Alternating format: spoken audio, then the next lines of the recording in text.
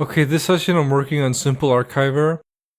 I'm going to add a new data structure, but it's not really that new, it's just a weird concept.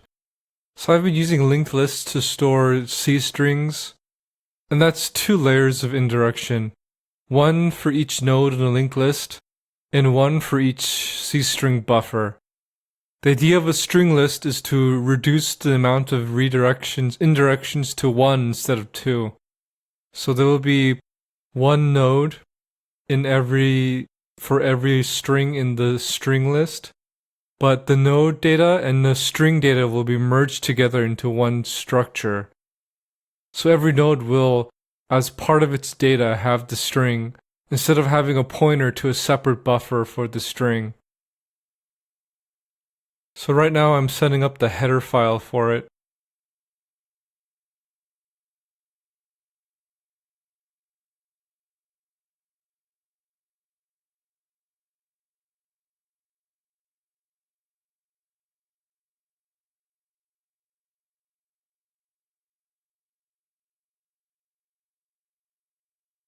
The first struct I'm defining is the node. Note that by the definition of the node, I don't add any pointers to a string or anything. I'll explain how it's done when it's written.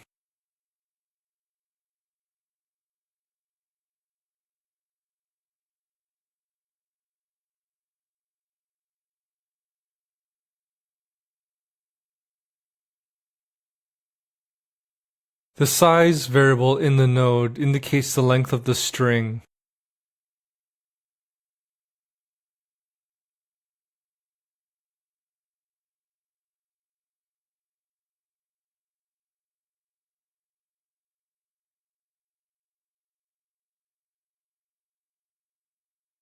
So since this is a doubly linked list, there's both a head node and a tail node.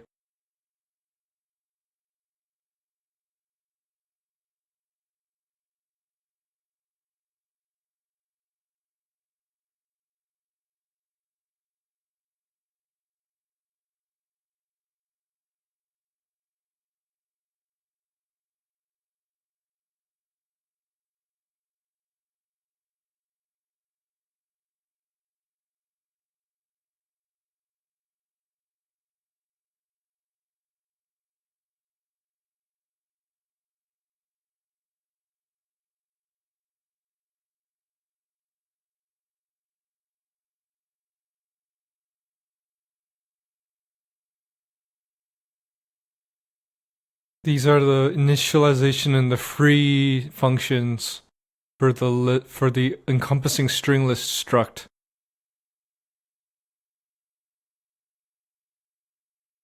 Single pointer and the regular free function are different in that when you call it, it's because when you call init, you get a pointer, and it's better to send a double pointer to it because by freeing the double pointer, the free function sets the pointer to null.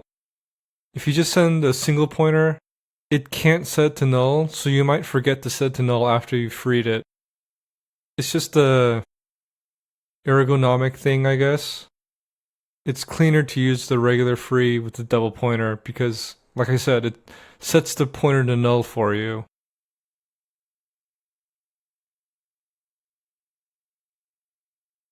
And then there are those add functions that the first add function puts at the end of the list, and add front puts it at the front of the list.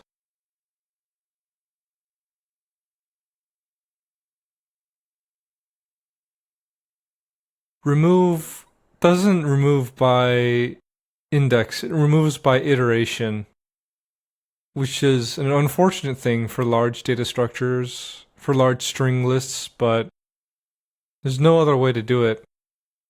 Worst case n, big O of n, where n is the number of nodes or strings.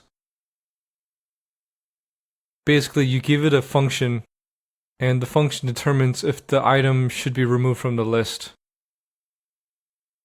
And that function is called for each item, so it's like an iterator function.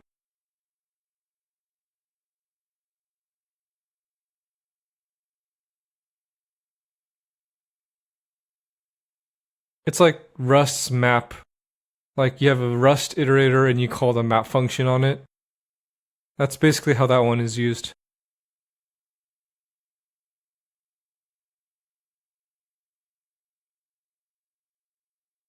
The remove function calls the function given to it on each node. Remove once does the same until the function that's passed to it returns a non-zero value, at which point it stops iterating through the list.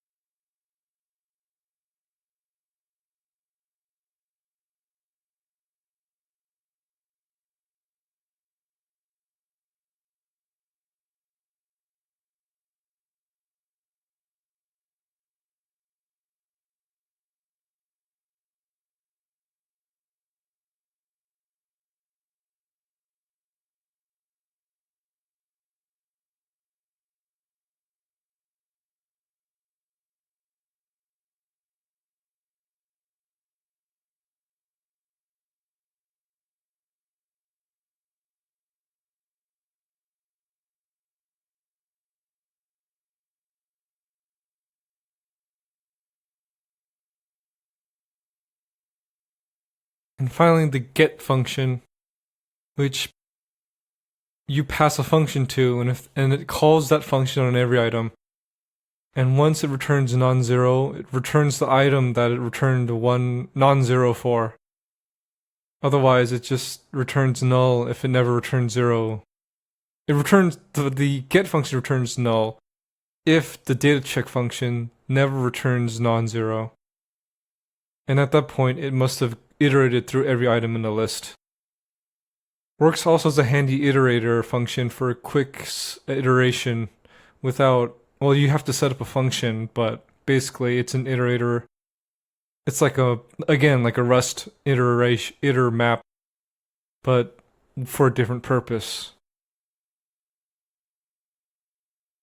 And finally, the implementation of this stuff.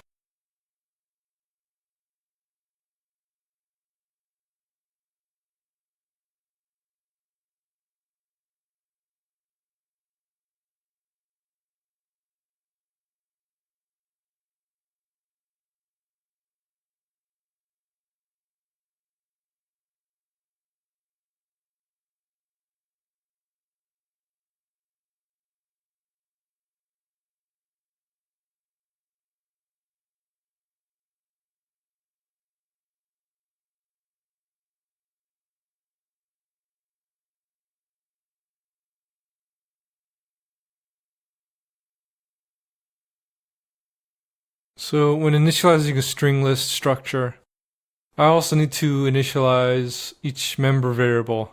The count is just 0 because there's nothing in it when you first create it. The head and tail has to be dynamically allocated and initialized to point to each other, since the head, the next node after the head is tail, and the node previous to tail is head. Kind of brings back memories of studying as an undergraduate at university for this kind of stuff. They say that vectors are much better than lists because when you use a vector, the data is next to each other, and that makes it so that accesses over an entire vector, like an iteration, is quicker because the data is next to each other. But I feel like it doesn't matter if the data you're passing to this vector used as a pointer to some other place on the heap. Like, instead of storing raw numbers, what if you're storing C strings? That's why I use a list for C strings. Because even if you store the pointers of C strings in a vector, you're still accessing arbitrary areas in memory because each string buffer is in a separate place. It's not part of the vector. The only thing that's part of the vector is the pointer pointing to the string.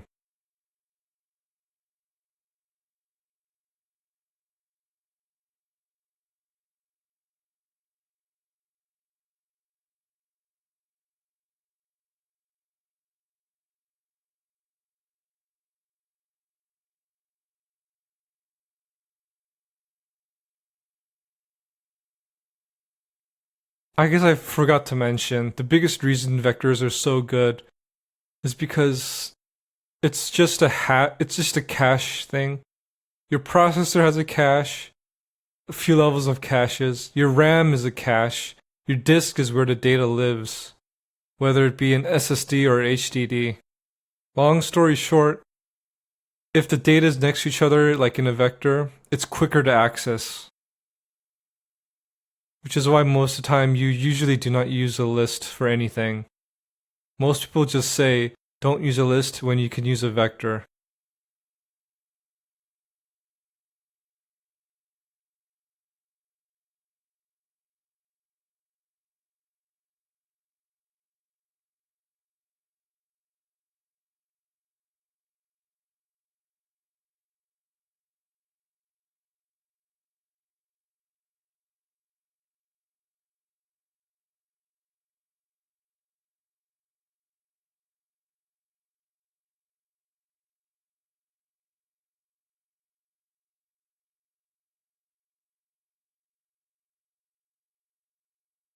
Since this is all the cleanup handles all the nodes in between heads and tail, then frees head and tail, and then frees the list itself.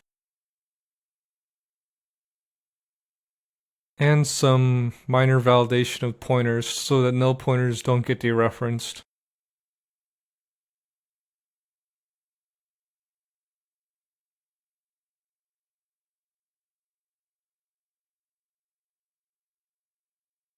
For the sake of efficiency, instead of rewriting all of that cleanup in this second free function, it calls the first free function to handle it for you.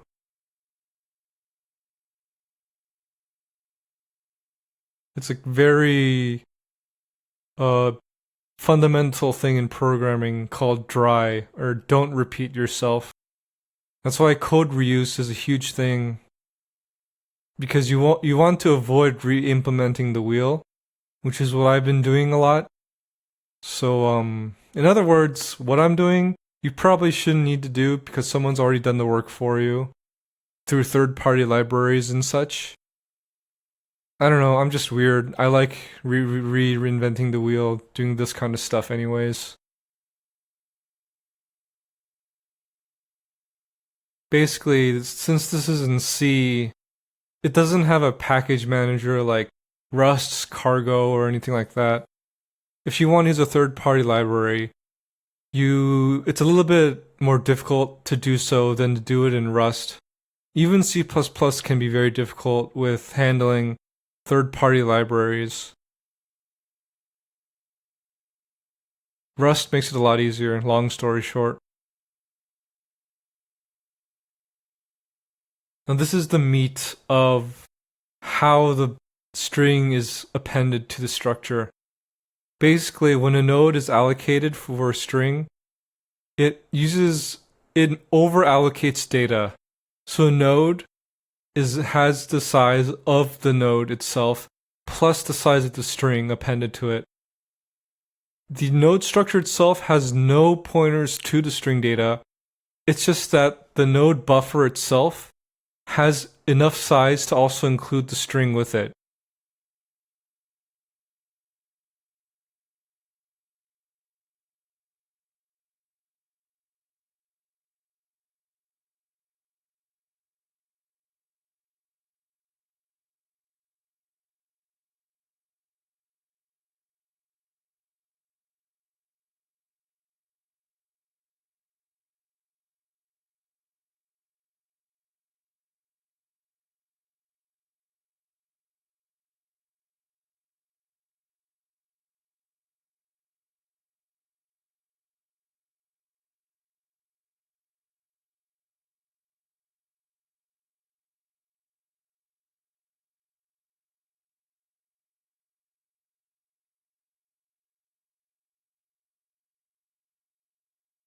To properly memcopy the string onto the back end of the node, the pointer to the node has to be converted to a character pointer. Otherwise, every unit added to the pointer of the node will increment by the node size instead of 1 byte. So it has to be a character pointer. So by converting a pointer to a character pointer and then summing it with the size of the struct itself, you get the exact index where the string data starts after the node data.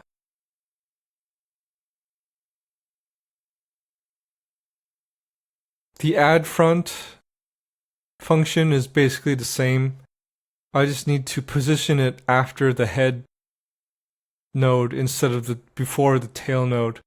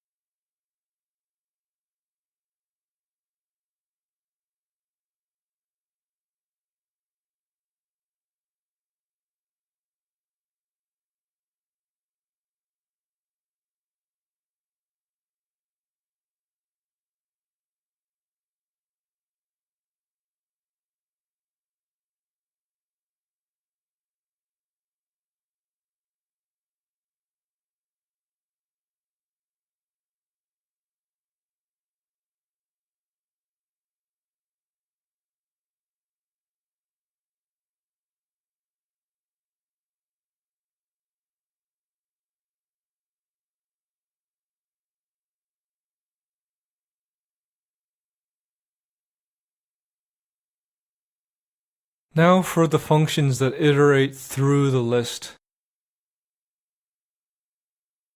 Remove once, and get. Those are all basically iterating through the list to find the nodes with the matching string, or at least the nodes that the function given to it wants to handle.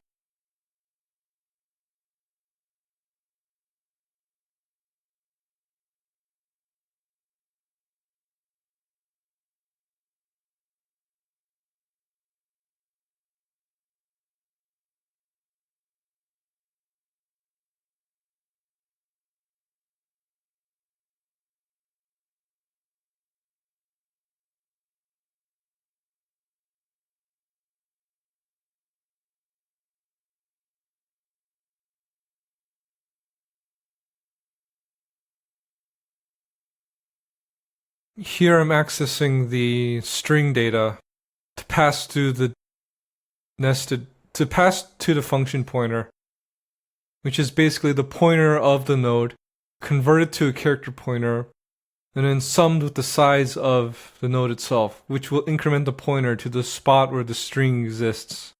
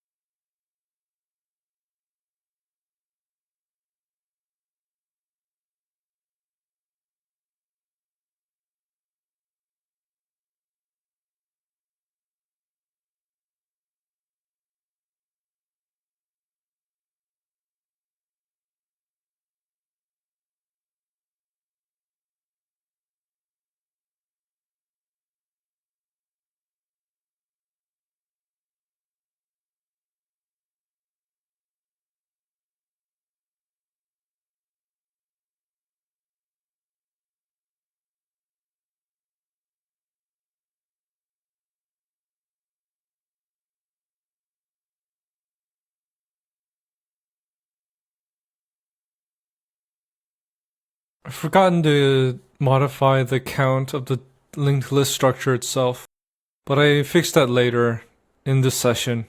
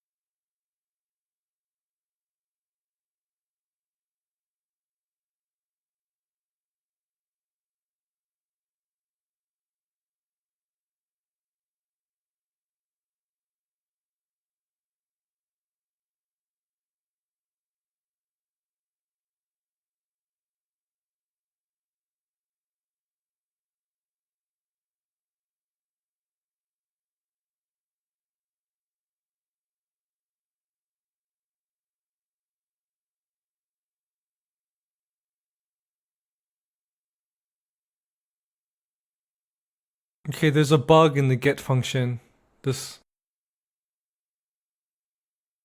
If you can catch the bug that I fixed later in the session, then you're pretty good. Right now, this get function has a bug in it.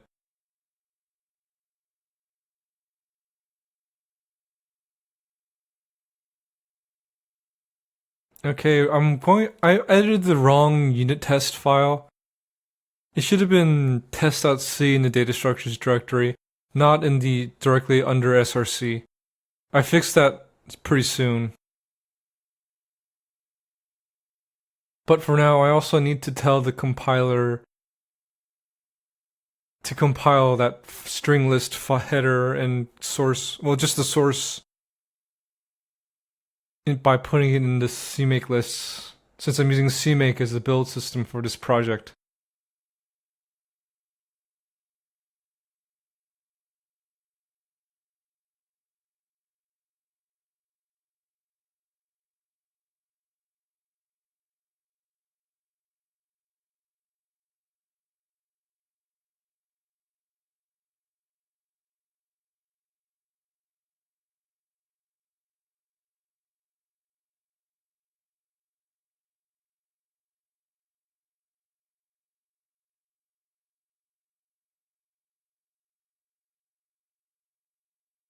So there's stuff in build debug that I've been using to test building or archiving files, like a read-only directory and stuff like that.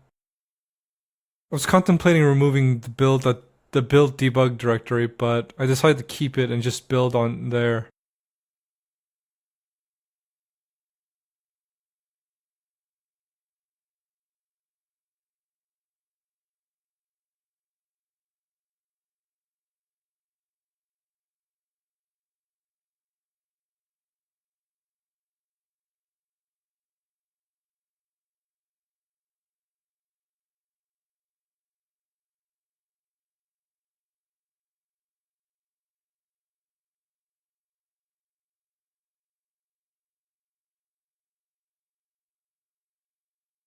The init function has a void for its parameter, because in plain old C, if you don't have anything between the parentheses when you declare a function, it can actually accept any number of parameters. It's a legacy thing, I think. If you want a function to not allow any parameters in its function call, just put in a void.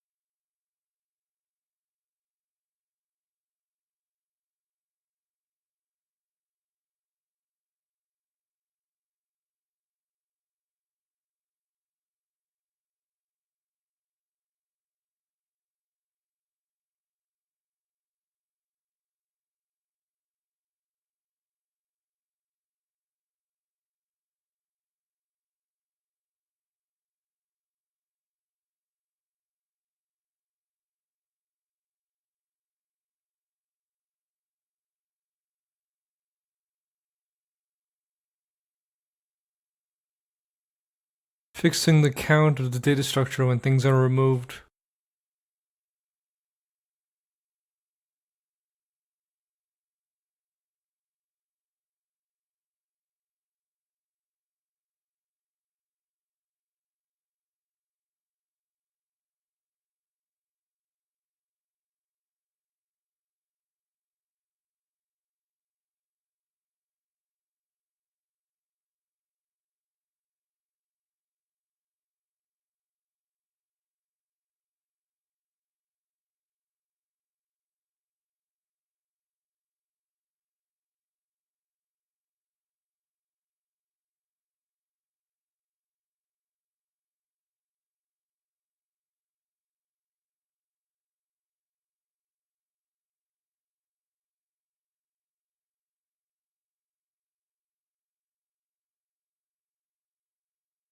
Finally realizing I put the unit test new stuff in the wrong file. Finally I put it in the data structures unit test file.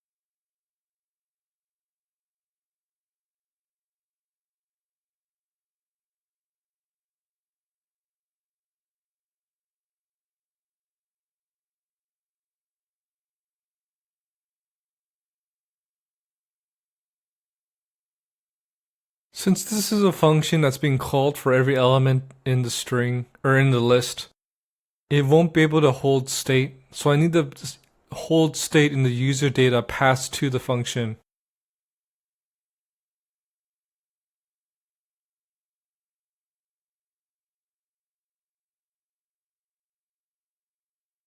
So I do something a little crazy here. Instead of using a struct, which I probably should do, I make a buffer held in a void pointer that expands to a bunch of other pointers.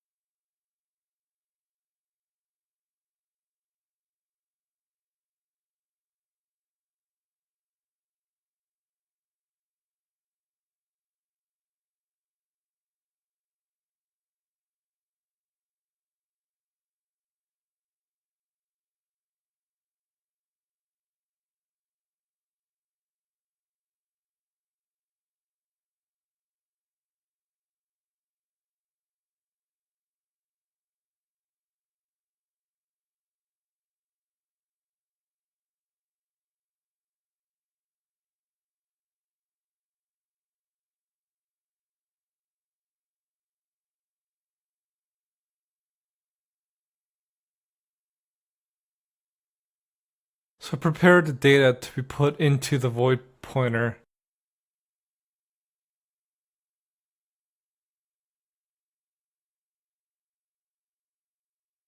Getting a little sidetracked to put the license notice in the new two files. Data structures stringlist H and data structures stringlist C.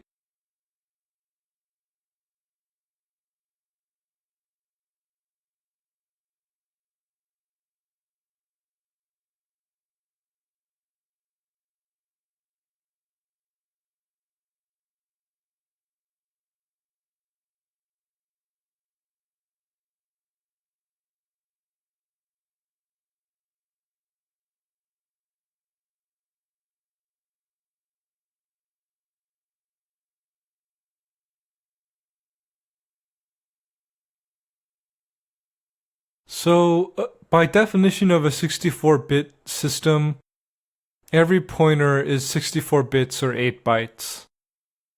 So I take advantage of this and I malloc a bunch of data, which is the size of a void pointer times 3. This means this buffer can hold 3 pointers in it.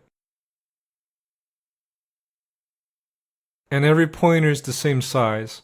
The difference is what type it is when you try to dereference it. But only when you dereference the pointer is when the type matters. Other than that, actually dereferencing the pointer and using arithmetic on the pointer that those two things are based on the pointer type, but pointers can be cast to other pointer types as long as you know what you're doing. So, like I said before, if you just had like a uint32 pointer, and if you plus 1 to that pointer, it would move the data by 4 bytes because uint32 is 4 bytes.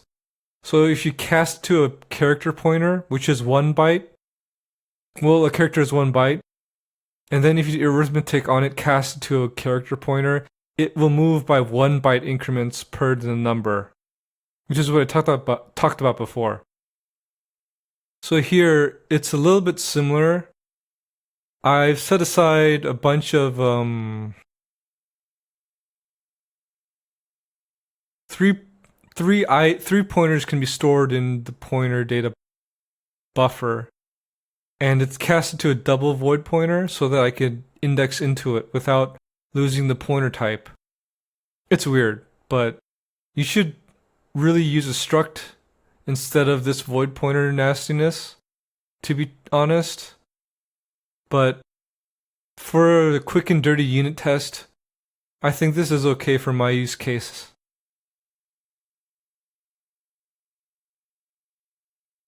Also, there's a bug here. If you can catch it, that's good for you then. There are 2 bugs at this point that I've mentioned that I fixed later in this session. One bug is in the slist get function, and one bug is, you should be seeing it right now, related to the void pointer buffers thing.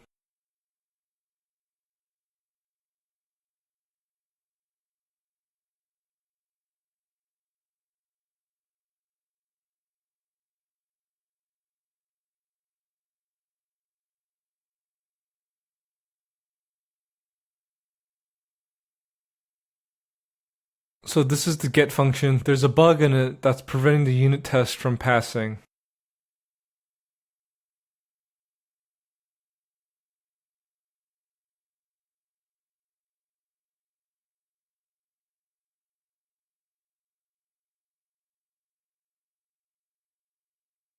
In my attempt to fix this, I do some prints, I think, to figure out what exactly is going on.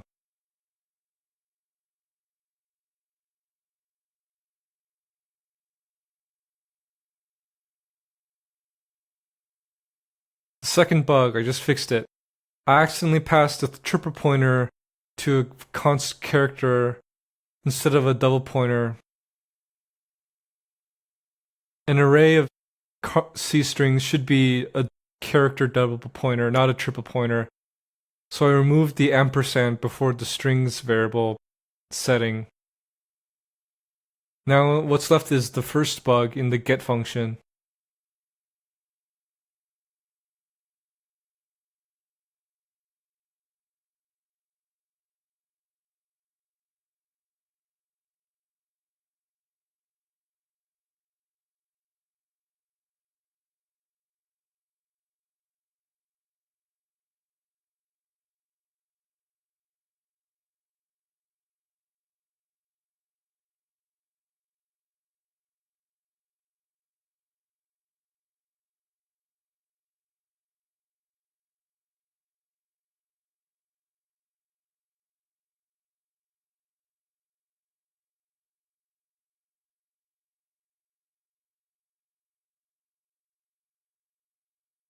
Checking the printf documentation for what I should pass to print to size t. And it's a ZU in this case. Very strange, but it works.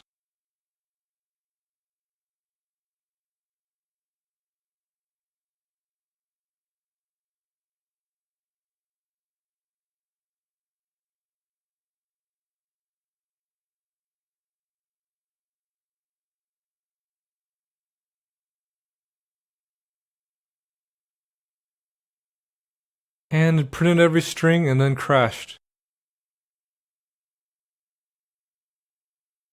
And the problem was I didn't increment the node to the next node in the while loop, effectively making an infinite loop That's the first bug that I mentioned.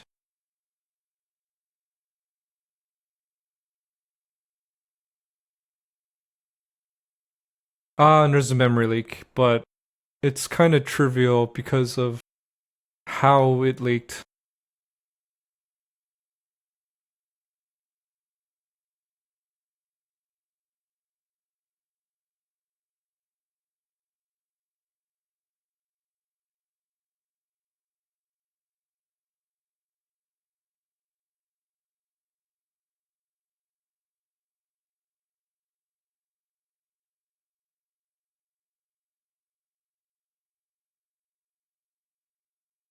It's sometimes difficult to work backwards when you notice a memory leak, because valgrind memcheck tells you when the data was allocated and nothing else. And I realized I just forgot to free it at the end of the unit test. Go figure. And now all the bugs are fixed. What's left is to add more unit tests.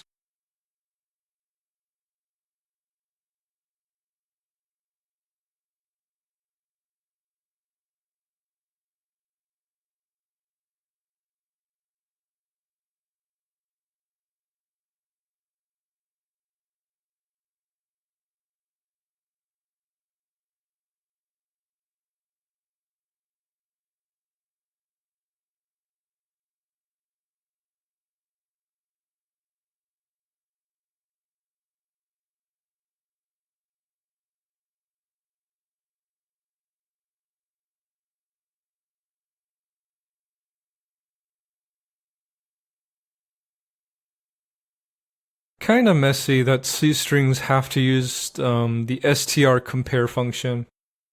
Reminds me of the equals function in Java sometimes. Though you kind of see things like that in other languages as well. Like how in JavaScript you have to use a triple equals because a double equals isn't enough.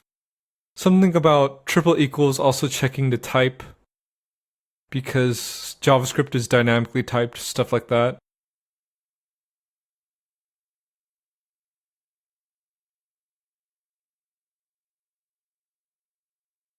C++ kind of fixes it mostly with overloadable operators for equals equals for custom struct strings.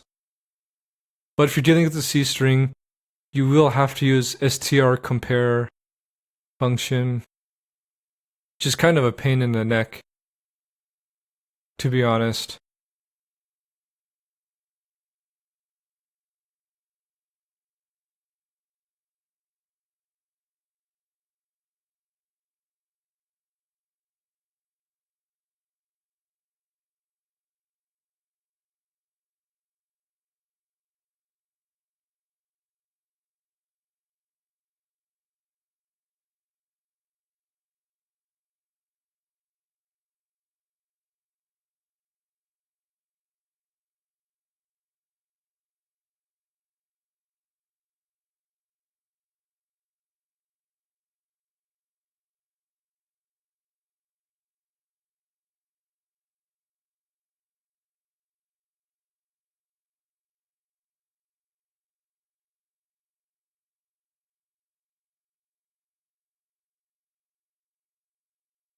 I simplify this matches function, passing a string directly as the user data.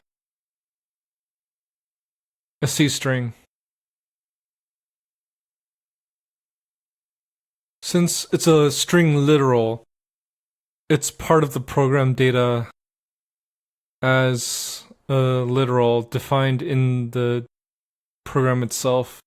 The read-only memory part of the program, I think.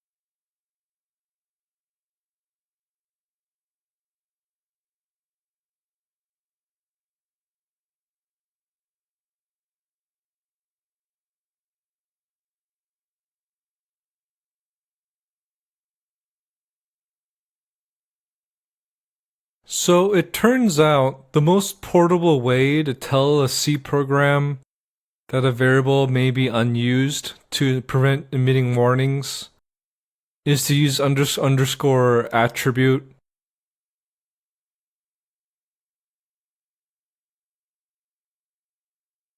Because the new stuff is not technically not supported by every known compiler.